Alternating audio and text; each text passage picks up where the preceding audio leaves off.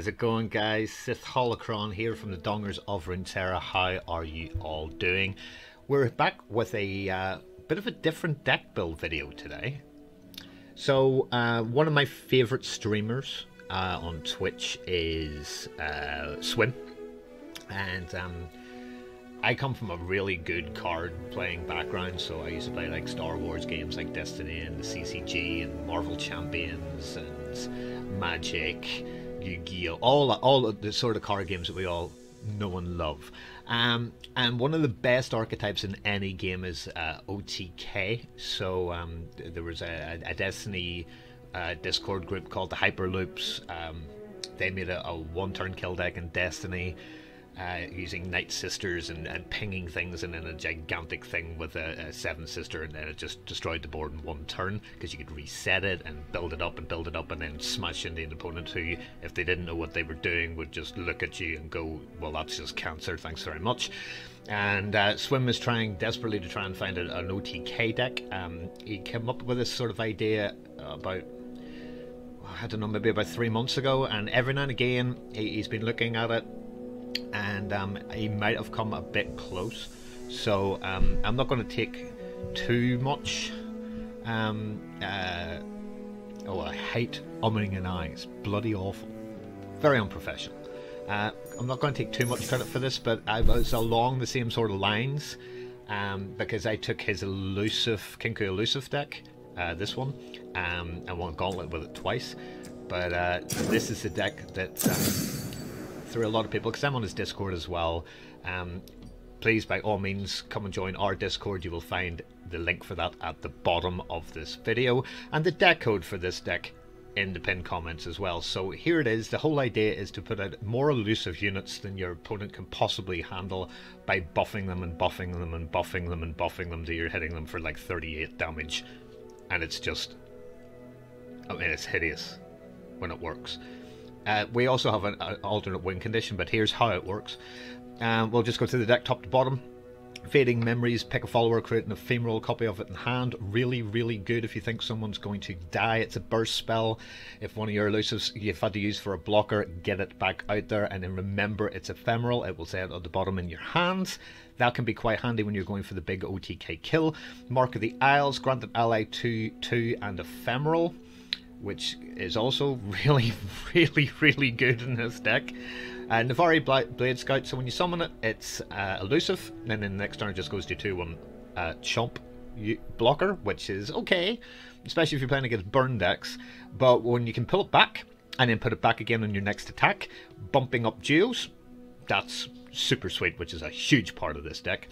Oblivious Islander is superb. Grant an ally in hand ephemeral and reduce its cost by 1. So this is really good. So you play it on this, you're getting that for nothing, but you got to remember that once it goes, it's gone because it's now ephemeral. But there are ways and means of using this for even better effect, especially for this, because this is the whole thing of the deck. Obviously we're playing Shadow Isles and Ionia, so the Green Glade Duo is the first 3 cards that were put into the deck, because every time you summon an ally, you give me +1 attack this round, which is why we've got 2 Haunted Relics.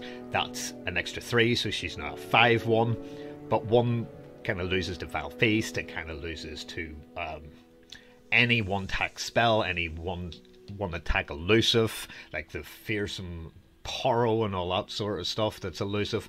So we need to bump up the health. We need to bump up the health, and this one doesn't. Again, it just bumps up the attack stats. But giving this +1 this round when you drop it can be absolutely enormous at the end, and is also part of the one-turn kill. And then we have Navari Conspirator, which brings back the Geo, brings back the Blade Scout, brings back whatever you want to bring back. Bring back Keeper of Masks, which is a fantastic play. Still a 2/2, but it is already a 2/2. So if you drop a card that's a 3 cost, we'll get to that in a wee minute, it becomes a 3/3. The Geo becomes a 3/2, so it's all pretty good. Retreat is run as a 2-of to get people back out to save your elusive units, and then get your 1 cost fleeting return to put them straight back down again. Silent Shadowseer. Now here's a card that you probably don't really see that often. It's an elusive ephemeral 3/1, and if you hit the Nexus with it, create a copy of me in hand. Well, here's the thing, we're only attacking when we've got elusive units. That's it. That's the whole premise of the deck. I don't care about your Demacia Curve. I don't really care about your Demolitionist and your Disciple and all. I don't care. I don't care. You can't block me, and if you can't block me, you lose. That's the premise of an OTK deck. We will just overwhelm your units by going right past them. And then once you hit the Nexus, you put a copy straight back in hand. Class. It's an undying Silent Shadowseer, which is why we're running two of them. Vile Feast. Staple. Shadow Islands. No need to know. However, really good if they have an elusive unit to block with and you've kept 2 mana. The way that this deck works is you want to be floating 4 mana at all times, because we don't run Will of Ionia, because I don't really want to be spending 4 mana removing units that don't do anything anyway. So we end up running just 2 denies. This card is fantastic. He is literally... He's not quite good enough to be a 3 of because it's too slow. But 1 of is brilliant. Then you can summon him back, and you can retreat him back, and every time you put him back out again, you know, it just builds up and builds up and builds up and builds up, and all of a sudden your elusive units are getting out of control. Shadow Assassin, summoned, draw 1, so if you haven't got your Geo yet, that can help with the draw. 2 denies for everything, and Dawn and Dusk can quite simply, is only a 1 of, but can win the game, because if you then summon 2 exact copies of an 11/6 elusive unit, there's 33, and you've just won, and you don't care that they've just dead because you've just destroyed everything. Couple of things in this deck. Don't let the deck take damage to face, block with, say, like the relics, because you get 3. Even if it's not going to massively aid your win condition of bumping up the geos, at a push, do it, and don't get into decimate range. So 5 after like round 5, and you have 5 health points left in your Nexus. That's about as much as you want to go, because you don't really want to get into decimate range. If you're up against anything that plays anything that can kill you know, let's atrocity this endure, or let's atrocity my Hecarim or whatever for 5. So 5's the critical point. You don't want to get under that, because then you can just plain out lose at any time. So that's essentially it. We are going to try and build up elusives to the point where they are completely unstoppable and smash you by about round 6 or 7, depending if we're attacking on odds and evens. Is it a crazy deck? Yes. Does it play differently than any other deck that I know of? Yes. Does it play like a normal elusives deck? Not really at all. So do you want to see how it works? Okay then. Let's give this a go. Okay, so let's see how it does then. Let's come out of this. And good play. I mean, don't play against the AI, it's just not worth it. Let's bring the deck up, hit normal, hit play, let's test it out. It's got everything that you want in a cancer deck, just to be totally honest. So I'll talk about mulligans, I'll talk about what I want to keep, what I don't want to keep. Ideally we want a duo. Like, the duo is like the main win condition, but there are other main win conditions. Okay, so we're up against Demacia. This should be an absolute auto win. It really should, depending on our mulligan. So let's see what we get in our first 4 cards. I'm pretty sure that this should be okay. Don't want that at all. We can keep that. I mean, I really want a duo, and that's not great either. We will say hello. So let's mull them all, and we get the green glade duo, and we get an ephemeral copy, and we are doing all okay. So I'm just going to pass. I'll do my best. Let them get their 2. That's fine. No issues about that at all, and we'll pass. Like a green glade elder if we could get one, but we can't, so that's okay.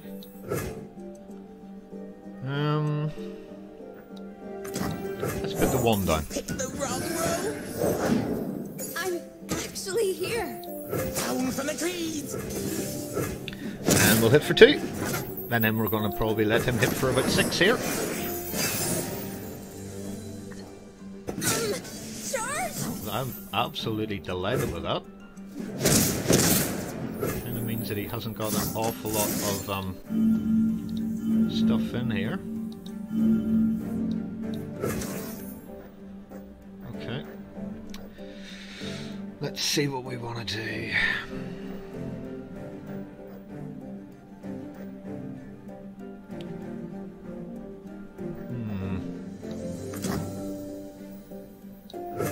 Suppose we can do this. I suppose. Not the best draw to deny, but still decent. Still decent. Hang on, Fuzzball. Hey! Okay. So I'm gonna do that. And do that. And then Cannot hide. we'll hit for a nice 4. So he's got 8 here he can do, if he wants. We can drain a unit to save the Green Glade Jewel, which is kind of cool. And we have everything that we need. We can even grant something to keep it alive. So we're all looking good, and we've got all these to go as well. Not the best card draw on earth. There's a Garen, we don't want the Garen. Garen can disappear off, we don't want Garen at all. Okay.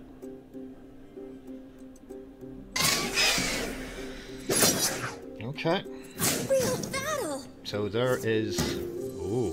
Charge. Okay, so that puts us down to 5. We are going to block Garen there, because if he strikes twice, he just regenerates anyway. We have enough stuff here to do stuff with. So I'm going to Vile Face this.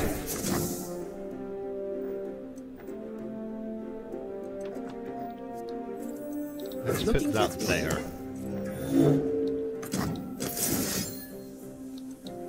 Let's put that there, which is kind of handy. And then we'll kill this one.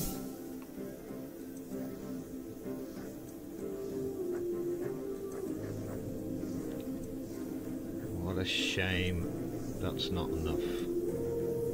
So we'll just keep that and see what we get.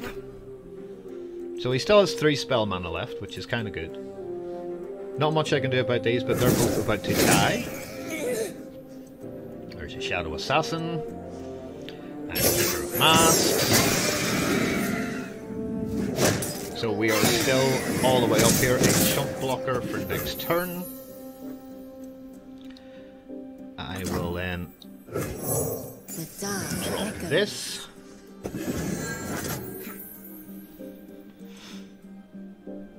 I don't think we've got really too much more here to do, so that's already 6 next turn. We only need to do 8.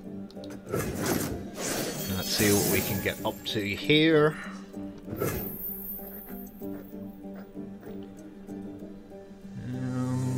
Let me see.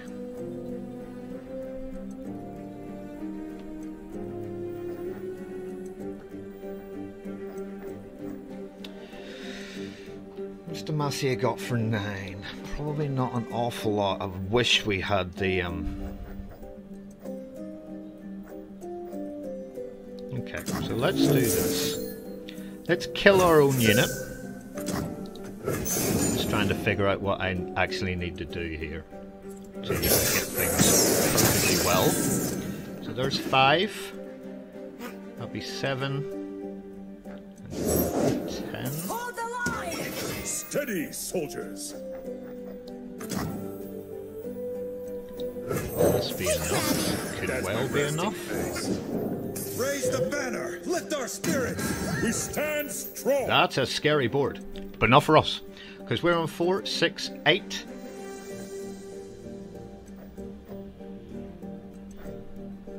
Let's do the math. That'll become 5.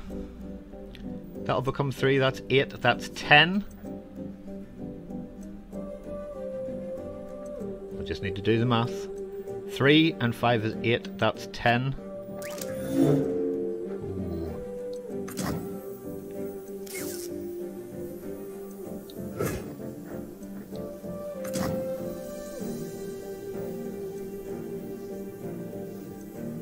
one short. Hang on, Buzzball. Hey, 3, 2 is 7, 10, 12. Let's move. And we'll hit one of these guys. That is how this one-turn kill deck works. Do the math. Look at that board. Look at that board. Look at the amount of damage it was incoming. Never in any doubt. So this is one of the variations of Swim's OTK deck. I'm going to mess about with it a little. There's a few little cards I'm not so happy about. But can you literally, this quick, one turn kill, even a Demacia on proper curve?